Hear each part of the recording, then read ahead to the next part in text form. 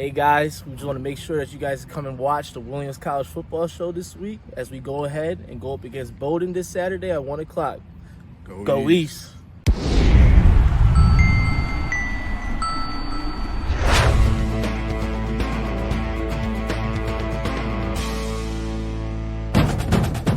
Come on, ye sons of Williams, sing as we march down the field. Cheer till the hills and valleys ring, with never a thought to yield. We'll back the team in every game, with them in every play. Welcome to the Williams College Football Show, brought to you by the Williams Sideline Quarterback Club, supporting Williams football since 1948. I'm your host, Malcolm Smith. Today we'll talk about the Trinity game, we'll look ahead to Bowdoin, and we'll talk to two current Williams student athletes, Jonathan Velasquez, CJ Vilfort, with a special segment from the Quarterback Club liaison, Zach Barnes. I'm joined on today's show, as always, by Williams College head football coach Mark Raymond. Mark, we're glad you're here. Good to be here, Malcolm. Thank you. So we went into Trinity and into Hartford. Started out well, got up 14 points, but Trinity is an excellent football team. They came back and closed it out at 45-14. Yeah, obviously we got off to a great start, both on offense and defense, and we just weren't able to sustain it. Trinity did a great job, capitalizing on some of our mistakes, and they ended up running away with it pretty significantly. We did make a few mistakes, not terrible ones for the most part. I didn't see Trinity make a mistake the whole game, and you warned us last time they're not going to beat themselves. No, they don't. They're a very solid team. They have some really good players. They're well coached, and they made us work for everything. And unfortunately, we came out on the short end Saturday. Well, despite the score, which was disappointing, there were some bright spots, some success that we can capitalize on going forward, I'm sure. A few things that I noticed. Sean Clapp, the wide receiver for Trinity, who's all New England, not just on this kick, we held him in check pretty well. He had 5 catches for 72 yards. The longest was 22. Yeah, he was a focal point of our defense going in. Unfortunately, we couldn't stop O'Brien, so we gave a little to lose a little. But again, that's what happens. You play good teams. Well, Trinity really showed their depth because Nolan O'Brien had 9 catches for 212 yards and 3 touchdowns. It was a big day for him. I saw Tim Landolfi on the sidelines in street clothes. I think something on his forearm, a cast from the beginning of the game. He's sort of been the signal caller, or at least the signal relayer. Was it hard having Landolfi out? Yeah, I mean, when you lose a veteran player like that, it always takes a little steam out of the defense. But we had some good. Christian Revis came in, did a great job in his place. We hope to get him back at some point, but again, we have plenty of good players that we hope can fill in. We also had some success running the ball. We had 158 yards rushing. It's a pretty good day. Yeah, the backs did a really good job. John and Mario. And Owen ran the ball as well. We found some cracks early. They did a really good job. Offensive line was solid, so that was a really strong point for us. It was a balanced attack as well. I mentioned 158 yards on the ground and 176 in the air. Yeah, we were completing some things early. A couple big plays. Like I said, unfortunately, we just weren't able to sustain it in the second half. Also 2 for 2 in the red zone. That's got to please you to a degree. Yeah, we've been good. Our red zone offense has been good. We've been good down there. We're executing well. Just need to make more trips down there. And I didn't see anything that was really notable about special teams, which is usually a good thing if special teams are not coming to the fore. Yeah, I mean, our Leo and Yvonne have been outstanding. Yvonne was, 2 of 2 on the extra points. Had 3 touchbacks, which are great, and then Leo was great. We had a little bit of pressure in there, and he was able to manage it well and get off some really good kicks. All right, let's take a look at the highlights now from the Trinity game. Okay, yeah, here's the opening touchdown here. John Orris takes it in, a little inside zone, finds the hole, and gets it in. Is a really good job up front and a really good run. And here's little wildcat here. Owen Johansson, our tight end, takes out a 15-yard run. I'll kind of come back on this a little bit, if you don't mind. Yeah, let's We take a missed look. it. We'll take put a in close slow-mo look at it. backwards. So that was a really good run by Owen. Again, it's somebody who's a former quarterback, been playing him at tight end. He's been a really good addition to the offense so far. A lot of versatility from Owen Johansson. Absolutely. And here's a touchdown run by Owen McHugh, a little keeper around the edge for a really, really great touchdown for us, the second one. Owen's running and passing well. He is. He's been great. This is early on in defense. Like I said, we're playing really well. We get great effort here by Ethan Scott, causes a fumble and a sack. And here's a little bit of play action pass. Excuse me. This is a really good run by Mario, getting out on a inside zone again for us. The line blocking very well again. Here's some really good pressure here. Our defense line has been good. Here's CJ and Anthony Scala on the sack. Let's see what we got here from our offense. You had McHugh going out of the Here comes deep snap most McHugh. of the And here's game. a play action pass to Cam Lee, crossing around. He's been a really, really solid player for Fast us. young receiver. Fast, and he's blocking great. He does a lot of little things that you don't see as well. Thanks for the highlights, Coach. And we'll be right back with current Williams student athletes CJ Vilfort and Jonathan Velasquez, and also a special segment with Quarterback Club student liaison Zach Barnes. Stay with us. Welcome back to the Williams College Football Show. I'm your host, Malcolm Smith, and I'm joined today by two current Williams student athletes, Jonathan Velasquez and CJ Vilfort. Thank you for joining, gentlemen. Thank you for having us. Now introduce yourselves to the folks. And Jonathan, we'll start with you. Your name, your number, and your position. All right, perfect. My name is Jonathan Velasquez. I'm number 61, and I'm a defensive lineman. And your major and your class year. And I'm a senior economics major. All right, and CJ, how about you? My name is CJ Vilfort, number 95. I'm also a defensive lineman. Class was 24.5, and I'm an Africana Studies major. Fantastic. Great to have you guys both with us. Now, we're going to start with some questions here. Just let the folks in TV land get to know you a little bit. CJ, are you a dog guy or a cat guy? I'm definitely a dog guy. I don't mind cats. I'm actually allergic, but I still think cats are cute or whatever. But I have a few dogs of my own, so I got to go with dog guy. What are your dogs named? I have a dog named Cisco. He's a little Chihuahua Boston Terrier mix. That's my boy. I have another dog named Guinness. He's a pit bull, a pit lab mix, and another dog named Coco. She's also a pit lab. That sounds like a lot of fun. Yeah. How about you, Jonathan? Dogs or cats? I'm going to have to say dogs. I have two dogs of my own. Shout out Oreo and Muffin. Two cockapoos. They're twins. And, I always had to go with the dogs over here. All right, some more dog fans. You guys are a lot of fun. I also want to ask you about your favorite shoe brand. We're going to start with you, CJ. What shoes do you like to wear? Yeah, I like the way that Nikes look. I feel like that's a common answer. But I have a pair of New Balances on. They're kind of beat up. That's because I wear them so much. I really like these shoes. They're comfortable. They get the job done. The old favorites. Yeah. Now, Jonathan, I understand you're a bit of a shoe connoisseur. Talk to us about your go-to shoe brand and more. I'm going to have to go with Nike also if I'm trying to have something, a quick lifestyle shoe for the day. Recently, New Balances has been growing on to me a little bit more, trying to get something a little bit more comfort. Now they got a little style mixed in with it. But if I'm going out, there's a new brand called Axel Arigato. That's a good place for you to go look for some shoes. Yeah, yep. Wow, now what do you got on today? Because these are some pretty nice kicks. I have a pair of my Vapor Maxes on. Nice little pop of the blue with a little highlighting at the end of it too. So, these are the shoe of the day. It was a nice little bright day. You see it, sky's blue. So I want to put something on that kind of fits the mood for that. So, yep.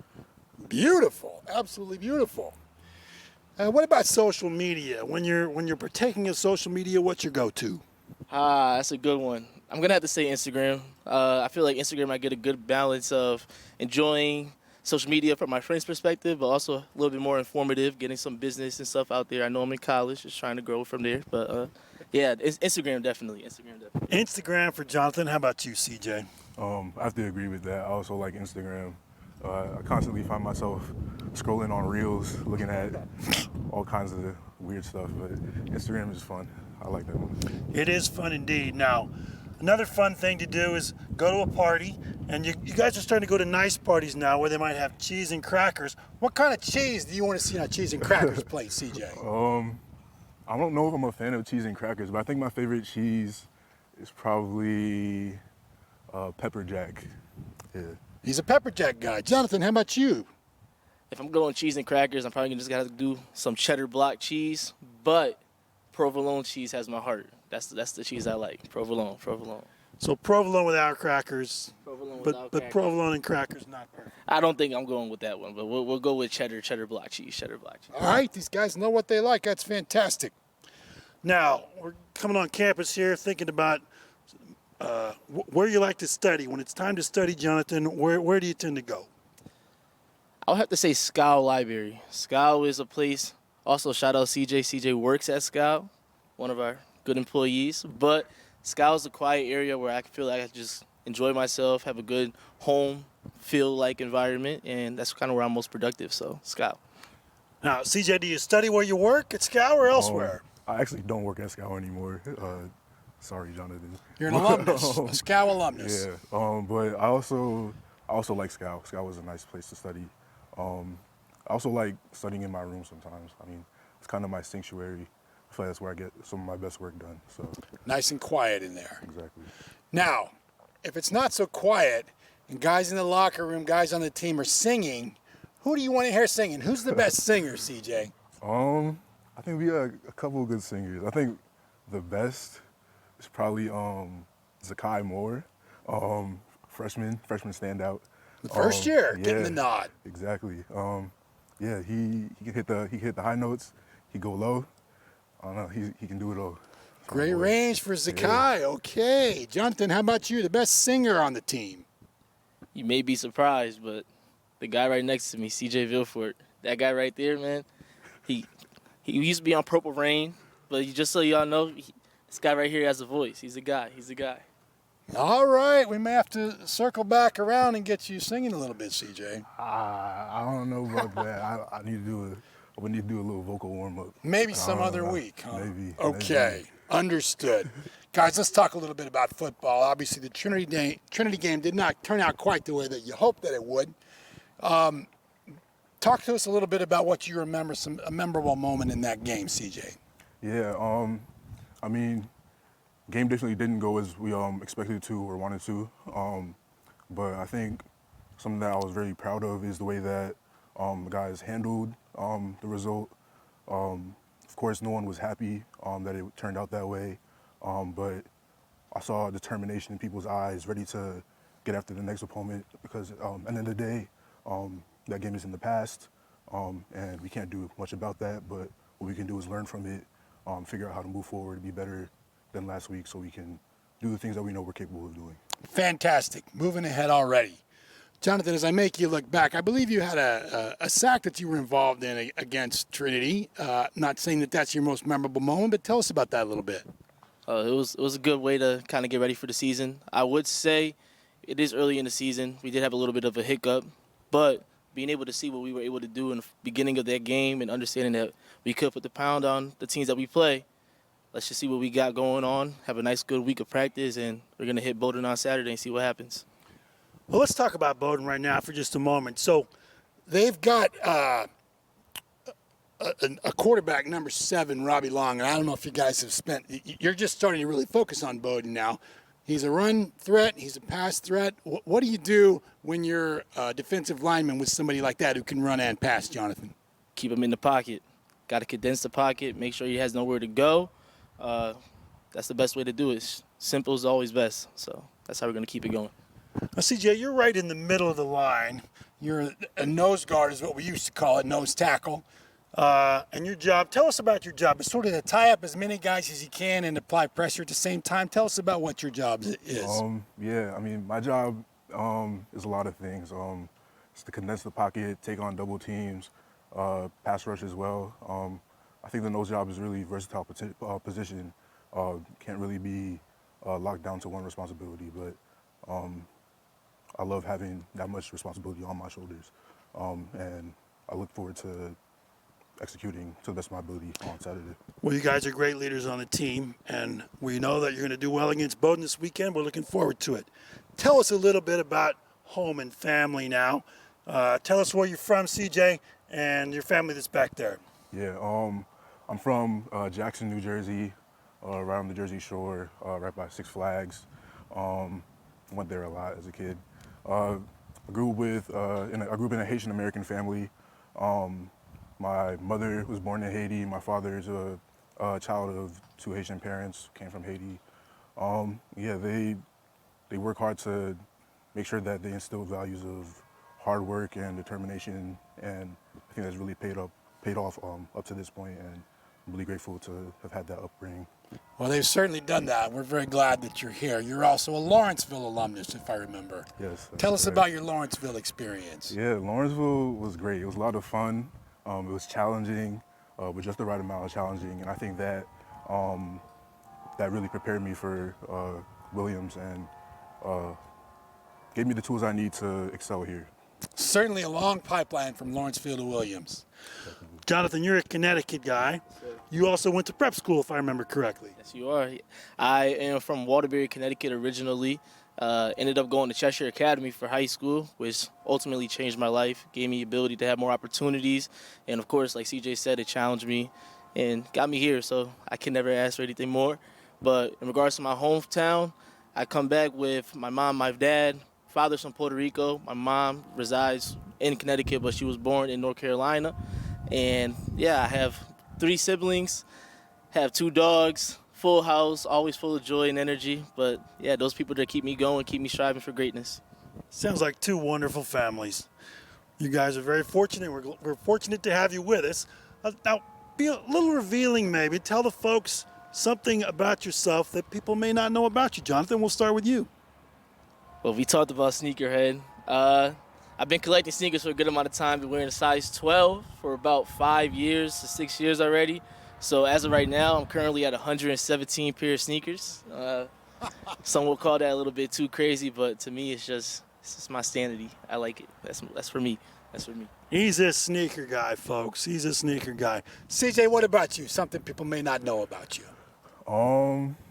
Let me think. I was actually a multi-sport athlete in high school. I also did track. I was a thrower, and I was a wrestler. Went to prep nationals a couple of times. That was fun. Fantastic. Something I learned from wrestling, besides how to wrestle, was how to walk on my hands. That's a really niche, weird skill that I learned. Big guys usually don't have that type of balance on their hands, but Can you walk on your hands and sing at the same time, CJ? I haven't tried, but maybe I'll have to test that out. Maybe we'll get you to test that out. We'll get it on film someday so people know it actually happened. All right. CJ Vilford, Jonathan Velasquez, thank you both for being with us today. Good luck against Bowdoin right here at Farleyland Field at 1 p.m. this Saturday, October the 5th. And folks, we've got another special segment coming up for you right now with another senior, number 25, Zach Barnes, who is the Williams Sideline Quarterback Club student liaison. Gentlemen, thank you for joining us. Thank you Thanks for having us. Go Ephs. Go Ephs. Today we've got a special treat for you. We're talking with the Sideline Quarterback Club's first student athlete liaison to the club board, Zach Barnes. Zach, thanks for joining us. Thank you for having me, Malcolm. And Zach, you're number 25 on the team. You're number 1 in the quarterbacks club hearts because we wanted really to get a player's perspective and bring somebody in who actually is a player to help us sort of bridge the gap with the team. That was sort of our goal as a quarterback club. Of course, we have a board that meets every month, but we never had a student athlete who was actually helping us really bridge the gap toward the players. And so we approached you last year and asked you to join us. I'm curious about sort of your thought process, what you thought the club was, and what it is now in your eyes. Yeah, I mean, I think coming into my time here at Williams, I think the club always stood as a great resource for the players. And prior to me joining the club, I think a lot of the focus was really on just fundraising in general and keeping that connection with the alumni base strong. But since me joining the club, it's been really for the players. It's a club that really wants to support everything that goes on the field and off the field, and whether that be through hosting events in the off season or helping with the fundraising of different aspects of our practice throughout the season. It's been a really wonderful experience for me, and I'm really happy to be a part of the staff and be a part of the board. Well, we're grateful that you're part of the board. We certainly, of course, you're not a voting member of the board. Just don't worry about that, folks. But the students are not taking over. But it's been invaluable to have somebody as a direct contact with the team. It's certainly brought us a perspective as we're talking about what we might do in the board that really matters. And I think you had the inaugural role in that position. Sort of tell us about that and shaping the position and how much that's been a part of your activity with the club. Yeah, I mean, I was absolutely honored to take this role on, especially as the first student athlete liaison. You hear about how long the club's been around, 70 plus years, how historic just the Williams football program has always been. So to really allow myself to help the program in any way, I really wanted to take that opportunity. A reason why I wanted to join was because I've always heard about the things of the Football Alumni Network, and I think that's a crucial part of your experience as a football athlete here at Williams. Just the people who want to help you, even after your 4 years here. And that's something that I think that we've really, made some great strides in, kind of connecting alumni and kind of catalyzing a lot of, the internship processes and, job hiring processes. And yeah, I mean, it's been, like I said, it's been an excellent experience. And I'm really, excited about the things that are soon to come. We've had several events in the past and then going to have several more around that alumni networking. As you said, internships, summer jobs, and even full-time jobs. Those have been successful. There have been some other things that you have helped us to understand that players would benefit from, that the club could get behind. Tell us about some of those and what they meant to the players. Yeah, so this year the club helped fundraise for a lot of the nutritional snacks that we have in the locker room, whether that be through like muscle milk or Uncrustables. A lot of the times guys are running to and from practices. From classes to practice. And so, they don't have, I guess, the time to get like a snack really or get their lunch at the dining halls. So having those accessible in the locker room are just huge for us, especially during training camp and as the season, kind of gets kicked off. The weather's still pretty warm. Definitely takes a toll on the body. But having that is really huge. In addition to that, we've had the donation of a drone for our practices, which is huge for our preparation for every game.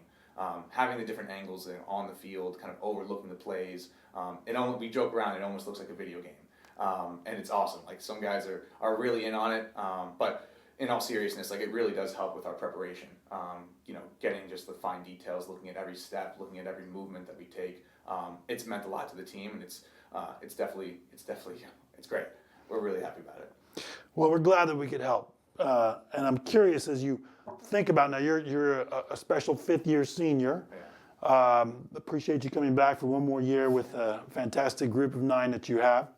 But that means you'll be moving on next year. Any thoughts about sort of the role as it evolves and what the student liaison might do or mean to the club going forward? Yeah, I think my biggest thing is that I want someone to be as passionate as I am, just about helping the program overall. But in addition to that, just to be innovative as well. Every year there could be new things that we could do better, whether that be through, like we said, the alumni events or just other ways to really help the program. So yeah, I think, there's definitely a couple candidates in mind. But, knowing the team, everyone's always willing to do whatever it takes to, help the program, whether that's, through on the field antics or, off the field. So, I think it's going to be a great thing to have this position going forward, and I'm excited to see who fills the role. All right, well, Zach Barnes, it has been a great pleasure serving with you on the quarterback club, and also getting a chance to talk with you about it today. Yeah. Thank you very much. Thank you for having me, Malcolm. Appreciate it. All right, you're watching the Williams College Football Show. We'll be right back. All right, Coach, let's talk about the upcoming Bowdoin game. That's here at Farley Lamb Field in Williamstown, 1 p.m. kickoff on October the 5th. Bowdoin comes into the game 1-2. They are coming off of a victory over Hamilton, 28-21. They began the season with a loss to Middlebury and a very close loss the week after that to Tufts. Tell us about what you expect from the Bowdoin Polar Bears. Yeah, they're a good football team. Obviously, their defense is very aggressive, very multiple. They have some really good players on that side of the ball, so we'll have to, find some ways to move the ball against them. And offensively, really kind of a quarterback-driven run game and some deep shot throws. So they'll be a very formidable opponent for us. Statistically, 3 games into the season, the two teams are actually very, very close, sort of often middle of the pack rankings, often Williams a notch or 2 ahead. One of the exceptions, or more notable exceptions, is that Williams has the most yardage per game running the ball, and the Bowdoin passing defense is 4th in the NESCAC. How do you expect that matchup to work out? Yeah, I mean, obviously we'd like to, everything kind of runs through our ability to run the ball, with the quarterbacks and the running backs we have, and then be able to throw some play action and hit the receivers in some quick game stuff. So hopefully we can stay on schedule with those play calls and deal with their pressure. Now, Bowdoin has played passing teams to begin their season, as many teams are in the NESCAC. They're currently 9th in yardage passing per game that they give up on defense with 244 yards. Yeah, they've faced some pretty good throwing teams with Tufts, Middlebury, and obviously Curzon from Hamilton can throw it around too. So, it all comes down to points. They haven't been giving up very many points. So they're good in the red zone, and they've been pretty stout when they need to on 3rd down as well.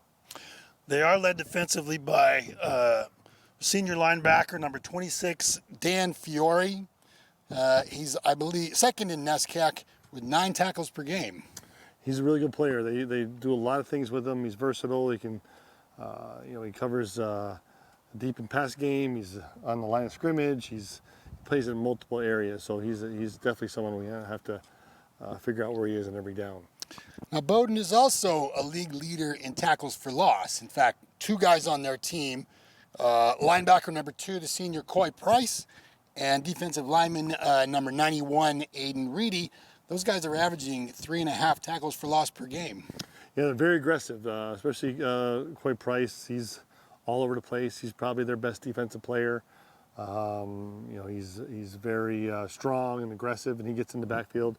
And Reedy has 3 sacks, so he's been rushing the passer as well as anybody. So we're going to have to account for those guys. Now, on offense, the Polar Bears are led by quarterback number 7, Robbie Long. He's also a senior. He's averaging 61 yards rushing a game, which is 3rd in the NESCAC. He's passing, he's about 7th in passing efficiency. He's 4th. What do you expect to do to contain Robbie Long? Yeah, he presents you problems because he can run the ball, and they do a good job of designing runs for him. And they have a lot of perimeter speed, so they'll get the ball on the perimeter. If they see too many people up against the run, so they're smart. He's a strong kid, and he's very multidimensional. All right, we expect a very competitive contest this Saturday, Coach. And that's, again, the Bowdoin Polar Bears coming right here to Farley Field, 1 p.m. Saturday, October the 5th. Good luck against the Bowdoin Polar Bears. Coach, thanks for joining us. Thanks, Malcolm. Appreciate it. Go Ephs! Come all ye sons of Williams, sing, as we march down the field. Cheer till the hills and valleys ring, with never